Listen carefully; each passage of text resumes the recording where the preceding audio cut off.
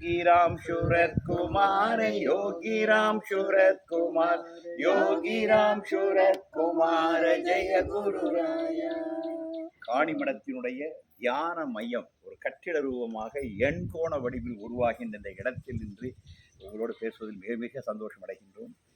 ரிஷிகேஷனுடைய divine life society தெய்வீக வாழ்க்கை சங்கத்தினுடைய தலைவர் அன்று இருந்த சுவாமி சித்தானந்தா மகாராஜ் வந்து திறந்து வைத்த இடம். இது தமிழ்நாட்டினுடைய எல்லா மிகச்சிறந்த ஆன்மீக ஆளுமைகளும் வந்து நின்று தியானம் செய்த ஒரு இடம். இன்றைக்கு காணிமடம் என்றாலே பிரம்மாண்டம் என்று ஒரு அர்த்தம். எனவே ஒரு ஓலை குடிலாக இத்தனை ஆண்டுகளாக இருந்த இடத்தை பகவான் இன்றைக்கு எண்கோண வடிவிலான பிரம்மாண்டமான தியான மண்டபமாக இன்று மாற்றியிருக்கிறார்.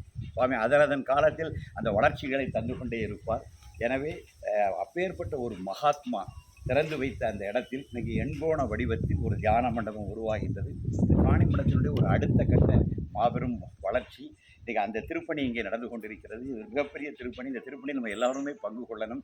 ஏனென்றால் எத்தனையோ மகாத்மாக்கள் வந்த இடம். எழுத்து சித்தர் பாலகுமாருக்கு மிக பெரும் அனுபவத்தை தந்த இடம். குண்டலினி ஆற்றல் எழுகின்ற ஒரு நிகழ்வு நடந்து அவரே நன்றியோடு எழுத்தில் குறிப்பிட்டிருக்கின்றார். 1 மணி நேரம் அந்த அனுபவத்துக்கு உள்ளாகி இருக்கின்றார். எனவே இந்த காணிமடத்தில் வந்து அவருக்கு மிக உயர்ந்த அனுபவங்கள் கிடைத்த இடம். அந்த தியான மண்டபத்தில் தான் நம்மளாம் நிற்கிறோம். இன்றைக்கு நாங்கள் விளாத்திகுளம் யோகி நாகேந்திரத்தினுடைய அழைப்பில் கும்பாபிஷேக அழைப்பிலே முன்வைக்க வந்தோம். அதுவும் எழுத்து சித்தருடைய வாசி பெற்ற தம்பி தான். எனவே அந்த இடத்துல அவரை நாங்கள் இந்த இடத்தில் நினைவு கூறுகின்றோம். எழுத்து சித்தர் பாலகுமாருக்கும் அங்கு ஒரு சிலை திறக்க இருக்கின்றோம் அன்றைக்கு. அதனால் இந்த காணிமடத்தினுடைய இந்த தியான மண்டபம் என்பது அடுத்த ஒரு நிலை.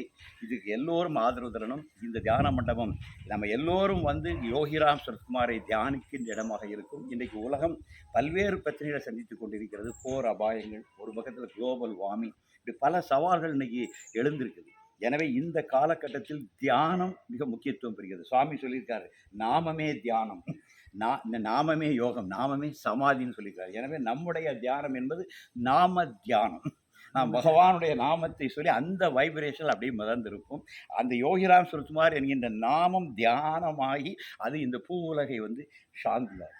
ஓம் சாந்தி சாந்தி சாந்தி. எல்லோரும் வருக. மந்திராலயத்தினுடைய தியான மண்டப வளர்ச்சியில் நாம் எல்லோரும் பங்கேற்போம். யோகிராம்.